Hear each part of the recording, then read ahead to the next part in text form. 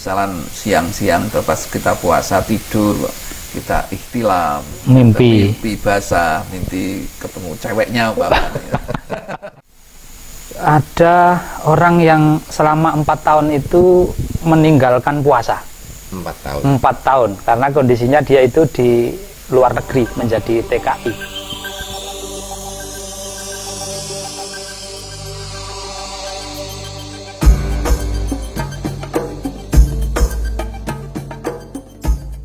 Assalamualaikum warahmatullahi wabarakatuh. Waalaikumsalam warahmatullahi wabarakatuh. Bismillahirrahmanirrahim. Alhamdulillahirabbil alamin. Wa bihi nasta'inu ala umurid dunya waddin. Wassalatu wassalamu ala asyrafil anbiya'i wal mursalin sayyidina wa maulana Muhammad wa ala alihi wa ashabihi ajma'in. Kaum muslimin muslimat rahimakumullah, netizen di dunia maya yang saya cintai, dari LPM NU Purworejo kembali hadir. Kami menyajikan obrolan santai di bulan Ramadan ini, melanjutkan pertemuan lalu yang sudah sampai pembahasan pada hal-hal yang membatalkan puasa. Sudah ada 6 hal yang membatalkan puasa, dan kesempatan ini kita akan melanjutkan. Masih tersisa 2 hal lagi yang bisa menyebabkan puasa kita batal. Nah, untuk kesempatan hari ini kembali sudah hadir narasumber utama kita, beliau Bapak Kiai Haji Muhammad Ayub. Kemudian juga alhamdulillah hadir kembali di tengah-tengah kita Bapak Kiai Ahmad Hanifuddin. Beliau adalah perumus dari LPM NU dan juga anggota Majelis Ulama Indonesia bagian fatwa. Kemudian hadir pula Ketua Lembaga Dakwah Nahdlatul Ulama, beliau Bapak Kiai Haji Fauzi Ahmad Syahin. Langsung saja kita menyapa beliau yang sudah hadir. Assalamualaikum Pak Kiai semuanya. Waalaikumsalam warahmatullahi wabarakatuh. Alhamdulillah bisa kembali hadir di tengah-tengah kami. Mudah-mudahan kehadiran para narasumber ini membawa pencerahan untuk kita semuanya dan netizen dimanapun berada. Baik, menyingkat waktu langsung saja kita ke Pak Kiai Muhammad Ayub untuk melanjutkan hal yang membatalkan puasa. Monggo Pak Kiai. Baik, terima kasih Mas Aziz. Langsung saja bahwa hal-hal yang terkait yang membatalkan puasa sudah kita sampaikan beberapa pertemuan yang lalu, dan pada kesempatan kali ini kita masih sisa 2 kalau tidak salah ya. Pertama adalah tentang masalah istimna. Apa itu? Istimna itu onani atau apa ya, masturbasi apa itu bahasanya. Pokoknya sisi gitu. Yang penting bukan konsumsi. Apalnya kalau saya konsumsi malah. Tapi coba kita dijelentrehkan Pak Kiai. Ini tidak saru ya, enggak. Tidak saru kan. Mengeluarkan artinya sengaja mengeluarkan sperma. Dengan sengaja mengeluarkan sperma di bulan puasa itu adalah ketika puasa siang hari. Ketika puasa itu adalah membatalkan puasa ya. Artinya satu adalah ada unsur kesengajaan. Dengan tata cara apa saja, kalau ada unsur kesengajaan untuk mengeluarkan sperma, maka itu membatalkan puasa. Dan di situ ada upaya. Ada upaya-upaya baik dengan tangannya sendiri ataupun tangannya istrinya, ataupun dengan apa misalnya Tangan temannya juga. Tangan temannya juga. Dengan apa saja, mungkin kelon sama istrinya. Kayak macam-macam metode. Yang penting intinya ada upaya untuk kesengajaan untuk mengeluarkan sperma. Ketika keluar, benar-benar keluar, nah itulah yang membatalkan berpuasa, itu maksudnya. Itu Pak Hanif ya. Monggo. Ya, barangkali ada tambahan dari Pak Kiai Hanif. Namanya saja ya istimna, mestinya kan ada unsur tolak ataupun berupaya. Tadi disebutkan upaya dengan berbagai macam cara. Iya. Kalau bahasanya mesti kesat-kesat itu kalau memang urusannya untuk mengeluarkan atau istimna itu juga nanti juga membatalkan gitu Pak ya. Iya. Pokoknya ketika ada usaha untuk mengeluarkan sperma di siang hari bulan puasa, itu akan membatalkan puasa gitu aja ya. Iya. Berarti kesimpulannya, lain halnya ketika sperma itu keluar dengan tanpa ada kesengajaan. Misalan siang-siang pas kita puasa tidur, kita ikhtilam, mimpi basah, mimpi ketemu ceweknya umpamanya. Kalau kelasnya Pak Kiai kayaknya bukan ceweknya ini. Kalau kebetulan melihat entok kemudian keluar sperma gimana? Itu kalau tidak ada unsur kesengajaan itu tidak membatalkan puasa. Tapi kayaknya kan aneh Pak ya, Mas, perut kita masih dalam keadaan kosong, terus dahaga juga, kok ada apa memang ada mungkin kelainan apa gimana? Ya enggak begitulah, mungkin masih tegangannya tegangan tinggi seperti misalnya masih muda, mungkin ya apa ya, masih muda, terus itu adalah mungkin pengantin baru, pengantin baru belum bisa tersalurkan secara penuh, mungkin kan mungkin terjadi. Ataupun di situ mungkin jadi kalau ada keluar sperma yang tanpa ada unsur kesengajaan, misalnya apa ya, melihat sesuatu yang apa namanya mungkin menimbulkan syahwat sehingga diangan-angan, itu juga tidak membatalkan puasa itu. Seperti yang terjadi pada akhir-akhir ini anak muda melihat HP misalnya gitu Pak ya. Masa melihat HP bisa syahwat? Tapi karena di situ ada filmnya misalnya. Oh, film Rambo misalnya. Barang. Iya, gitu misalnya. Artinya film-film yang tidak senonoh gitu ya. Ya, misalnya seperti itu untuk keluar sperma itu kan tanpa ada upaya ya. Berarti cuma melihat tanpa ada aksi yang lain ya, akhirnya cuma melihat. Kalau ada aksi gitu kok sambil disabet-sabetkan berarti batal ya. Ya, jadi ini yang perlu kita sampaikan ke masyarakat bahwasanya hal ini perlu dijaga karena barangkali banyak masyarakat yang belum tahu, apalagi anak-anak muda, bahwasanya istimna atau mengeluarkan sperma secara unsur kesengajaan itu akan membatalkan puasa gitu Mas. Ini berlaku untuk laki-laki saja atau perempuan juga berlaku ini Pak Kiai? Oh, ini berlaku untuk semuanya. Laki-laki juga berlaku, perempuan juga, muda, tua, sama. Karena yang namanya istimna atau sperma ataupun itu masing-masing punya. Laki-laki perempuan juga punya, laki-laki juga punya.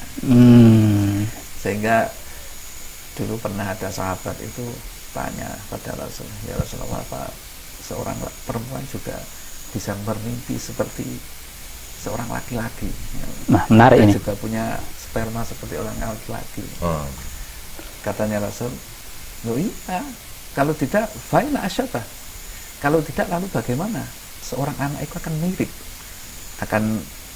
Seorang anak itu pasti akan kadang-kadang mirip anak bapaknya, kadang-kadang lebih condong mirip kepada ibunya. Itu cuma karena lebih dulu yang mana keluarnya kan sebenarnya masing-masing. Bapak juga punya, ibu juga punya, tapi disebabkan karena istilahnya apa ya, puncaknya atau ejakulasinya itu lebih itu kan seperti itu. Kalau lebih duluan bapak itu kan lebih mirip bapaknya, tapi kalau lebih duluan ibunya akan mirip ibunya. Karena masing-masing baik perempuan ataupun laki-laki itu masing-masing punya sama gitu loh. Maka dalam ini maka dalam ini itu berlaku bagi perempuan dan juga laki-laki gitu Mas. Ya baik.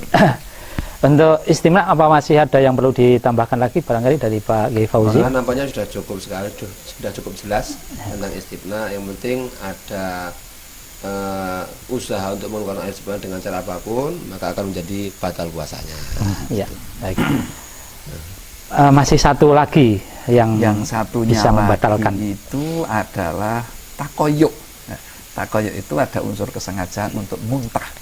Muntah itu mengeluarkan, ada unsur kesengajaan mengeluarkan sesuatu yang ada di dalam perut. Adam di dalam itu ya tidak harus dalam perut. Artinya yang sudah masuk kategori di dalam, yaitu setelah melewati hadul batin ya. Nah, hadul batin misalnya kemarin kita bahas bahwasanya seperti ada apa namanya balgham, ada riya, itu kata sudah masuk di hadul zahir gitu, ditelan, itu kan membatalkan puasa ya. Sekarang kalau di situ itu sebaliknya, kalau ini sebaliknya sesuatu itu sudah ada di dalam lalu diusahakan untuk dikeluarkan. Nah, itu ketika benar-benar keluar, disitulah juga membatalkan puasa. Itu nama takoyuk, bersengaja untuk mengeluarkan takoyuk. Takoyuk itu bahasa Jawanya berupaya untuk memuntah. Berusaha untuk memuntah. Itu apapun usahanya begitu Pak Kiai Hanifuddin. Bagaimanapun caranya mengeluarkan itu pokoknya. Bagaimanapun caranya, baik dengan cara dilokok kalau bahasa Jawanya apa dilokok. Ya, dimasukkan jari ke dalam. Ya. Bahasa Indonesia yang ini apa? Dilokok. Itu agak sulit. Memang kadang bahasa Indonesia tidak dipancing ada ataupun itu. dipacu untuk supaya keluar sesuatunya dari dalam. Nah, iya, maksudnya kan memasukkan jari ke kerongkongan kan namanya kalau bahasa Jawa kan dilokok gitu. Ya. Itu enggak terwakili di bahasa Indonesia. Kayak kunduran truk barang itu kan enggak ada bahasa Indonesianya itu. Itu bahasa kita itu dilokok atau jengking-jengking dan lain sebagainya itu koprol gitu ya, upaya, memang salto. upaya untuk mengeluarkan apa yang dalam gitu. Tapi masalah orang itu mau mengeluarkan sesuatu yang di dalam itu mestinya kan ada alasannya. Itu ada perinciannya ndak? Artinya umpamanya pas kita menelan apa yang sifatnya itu membahayakan untuk tubuh kita keluarkan, itu juga sama hukumnya untuk namanya takoyuk itu. Ya, akhirnya diusahakan untuk supaya keluar. Walaupun sesuatu itu kalau tidak dikeluarkan bahaya. Iya. Tidak termasuk darurat juga ya? Bukan termasuk darurat. Tetap membatalkan puasa. Tetap karena apa? Bahasanya adalah takoyuk.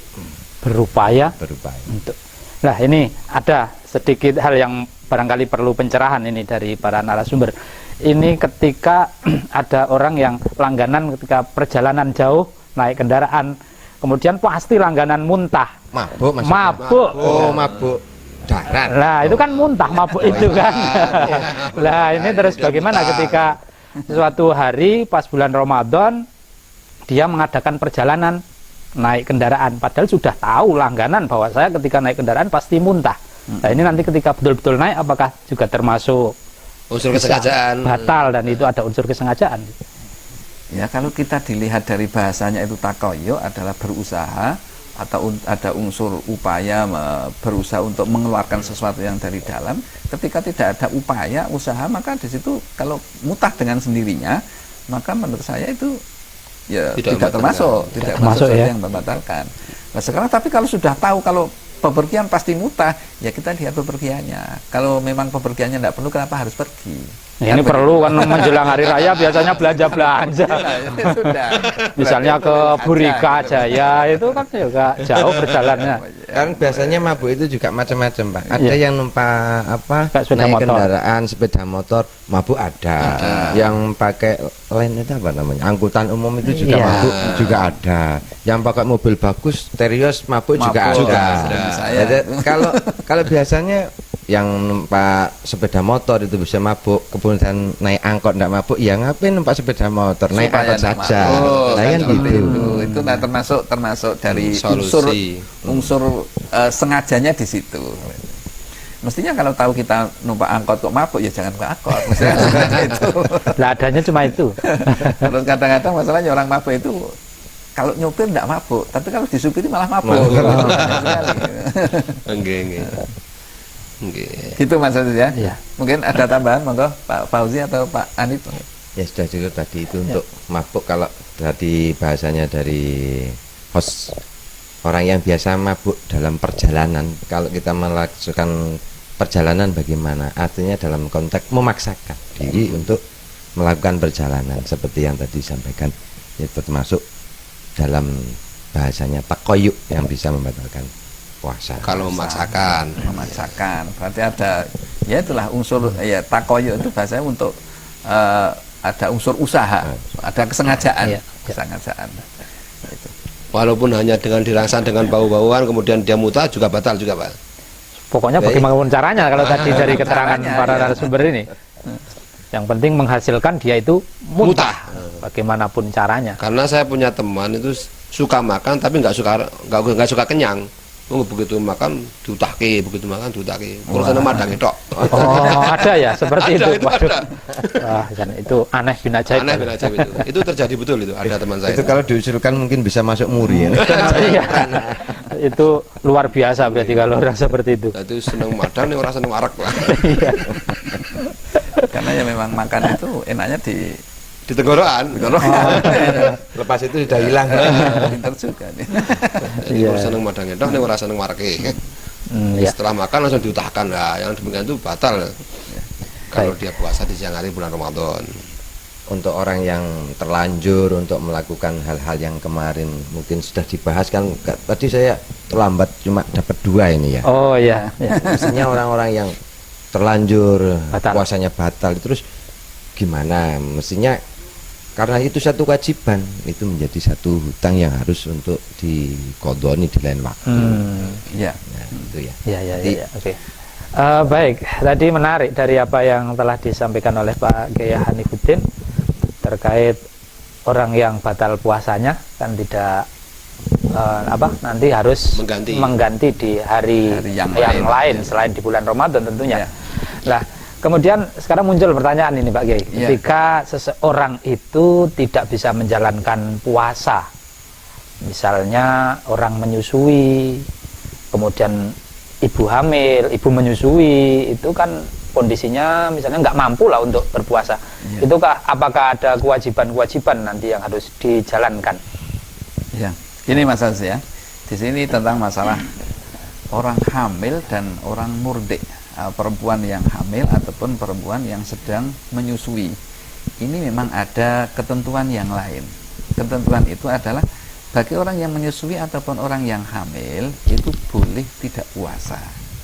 Boleh tidak puasa. Nah, akan tetapi bagi hamil ataupun murdi ini tetap wajib mengqadainya di hari-hari yang lain. Nah, terus orang itu dilihat kalau dia itu tidak puasanya itu karena yang dipikirkan, yang dikhawatirkan itu adalah pribadinya, seperti misalnya orang menyusui itu kalau tidak makan banyak kan juga lemes, khawatir badannya sakit atau apa, artinya dia boleh tidak puasa dan cukup nanti diqadainya di hari-hari yang lain setelah istilahnya bisa ataupun hari-hari yang normal. Sama juga dengan orang yang hamil.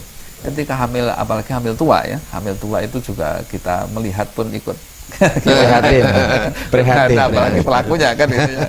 Itu kalau puasa mestinya dia juga merasakan istilahnya lemah, lemes apa dan lain sebagainya. Mereka oleh syariat diperbolehkan untuk tidak puasa, tapi juga disuruh mengqadainya pada hari-hari yang lainnya. Itu karena apabila yang dikhawatirkan itu pribadinya. Tapi yang menjadi kalau yang menjadi alasan dia tidak puasa itu karena orang lain, misalnya orang menyusui yang menjadi alasan, wah ini kalau saya puasa nanti susunya kurang banter, kasihan anaknya. Nah, berarti yang dikhawatirkan kan anaknya, berarti orang lain. Maka dia juga boleh tidak puasa. Cuma nanti dia berkewajiban untuk qadha dan sekaligus diwajibkan untuk membayar fidyah.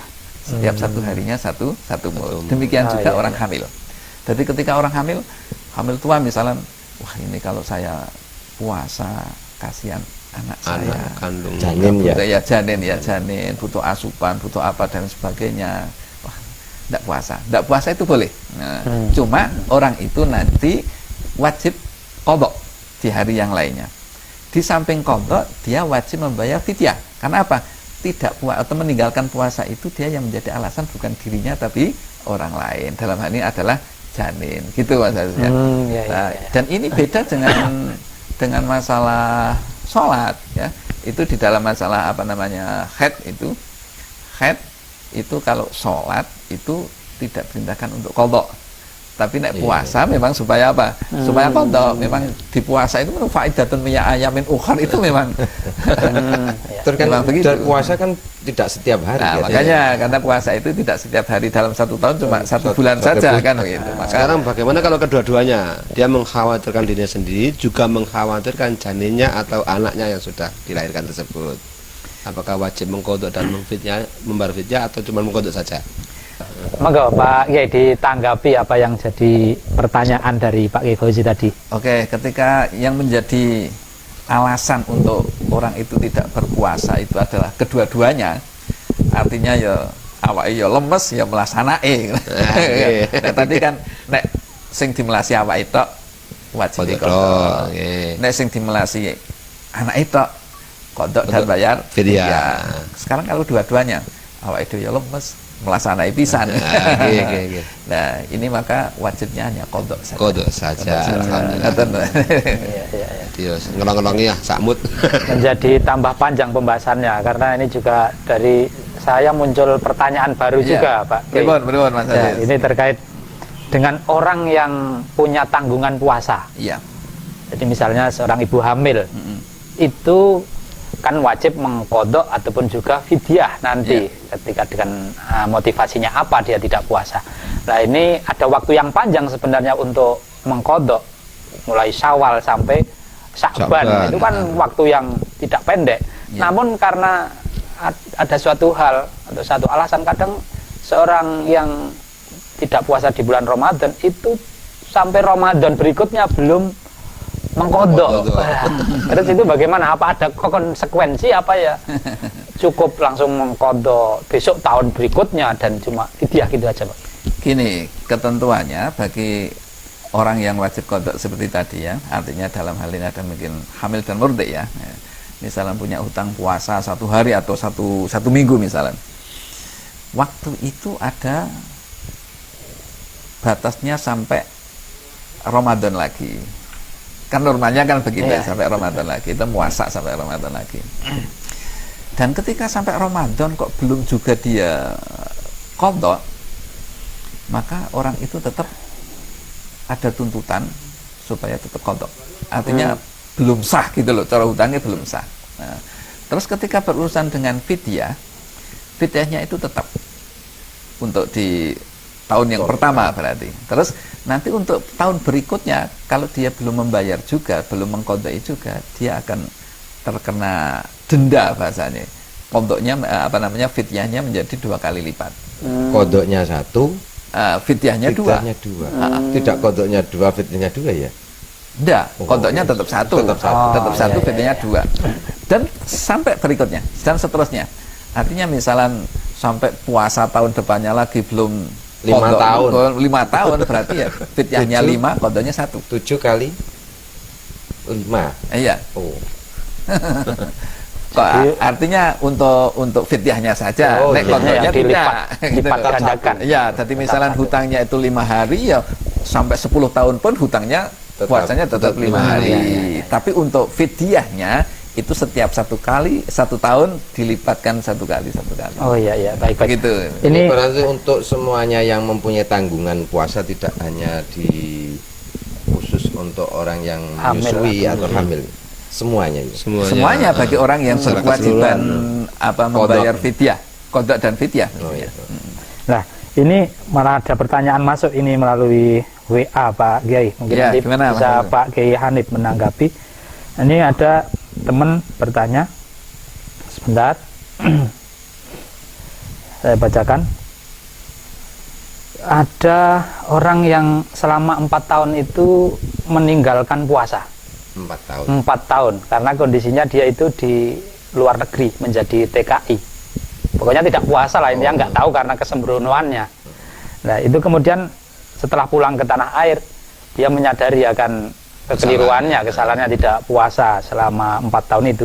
Terus apa saja kewajiban yang harus dilakukan oleh seorang TKI yang selama 4 tahun berturut-turut tidak puasa ini, Pak Kiai Hanif? Maksudnya kewajiban ketika sampai di tanah air terkait puasa, apa wajib qadha, apa fidyah, apa hanya fidyah saja, atau bahkan tidak ada kewajiban sama sekali? Kalau seperti yang tadi kita obrolkan, bincang-bincang santai bersama-sama, kalau meninggalkan puasa berarti kan mempunyai hutang dan diqadha pada lain waktu ataupun pada hari-hari yang lain selain bulan Ramadan. Ya. Kemudian untuk orang yang tadi meninggalkan mengqadha puasa sampai masuk kepada bulan Ramadan berikutnya, ini nanti pada bulan setelah Ramadan ada kewajiban mengqadha plus membayar fidyah. Kisaran 7 on. Kisaran 1 hari. Per 1 hari. Per 1 hari puasa. Dan untuk kasus ini 4 tahun ya. Iya, 4 tahun tidak puasa. Berarti setiap 1 tahun itu belum sampai untuk mengkodok belionya. Iya. Otomatis tahun pertama dia mempunyai hutang 1 mut per hari. 1 mut per hari dikalikan 30. Dikalikan 4 Pak. 4 tahun. iya. 4 tahun. Ya, Ya. langsung 4 tahun ya. Jadi setiap 1 hari 1 mut kali 4. 1 mut kali 4. 1 mut kali 4 berarti 28 on. Iya.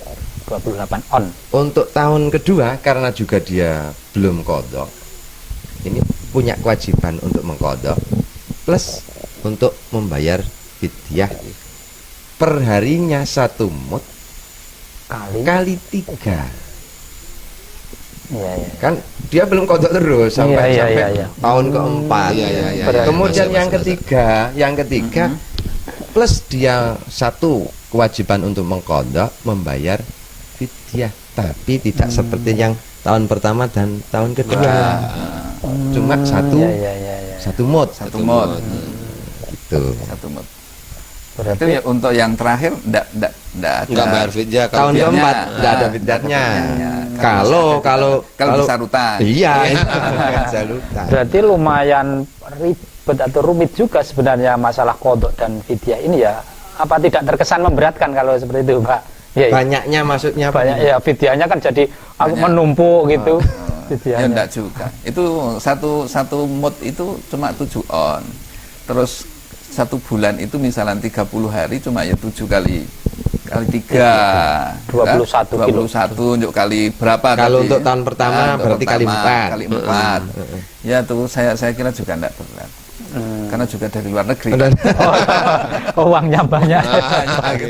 terus duit lah. tombol. Oh iya. Oh iya, mungkin ini juga jadi pembelajaran buat saudara-saudaraku semuanya.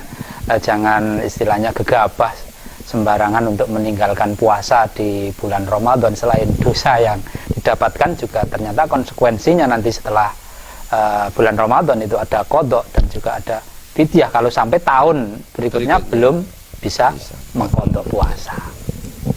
Itu. Kayaknya sudah cukup Pak Kiai, ini pembahasan kita pada malam hari ini. Sudah tidak ada lagi yang perlu disampaikan barangkali sebelum kita akhiri. Sudah cukup ya. Sudah cukup. Baik, para netizen muslimin muslimat dimanapun Anda berada, demikian obrolan santai dari LPMNU PCNU Kabupaten Purworejo yang hari ini membahas tentang hal-hal yang membatalkan puasa. 2 hal tadi yang kita dapatkan dari materi di kesempatan hari ini, yaitu batal puasa apabila ada upaya untuk mengeluarkan sperma atau mani, apapun upayanya. Kemudian yang kedua adalah batal puasa apabila berupaya untuk muntah, mengeluarkan apa yang ada dalam tubuh dengan cara dimuntahkan, ada unsur kesengajaan di situ. Maka hal itu membatalkan puasa. Dan tadi juga ada tambahan-tambahan bagaimana konsekuensi ketika ada seseorang yang memiliki kewajiban untuk mengkodok puasa tapi ternyata sampai tahun berikutnya belum bisa mengkodok, maka ada konsekuensi untuk juga membayar fidyah. Itu yang dapat kita bahas pada kesempatan kali ini. Mudah-mudahan bermanfaat untuk kita semuanya. Terima kasih pada para narasumber yang telah berkenan hadir pada kesempatan hari ini. Baik, saya akhiri sampai di sini. Kurang lebihnya mohon maaf. Assalamualaikum warahmatullahi wabarakatuh. Waalaikumsalam warahmatullahi wabarakatuh.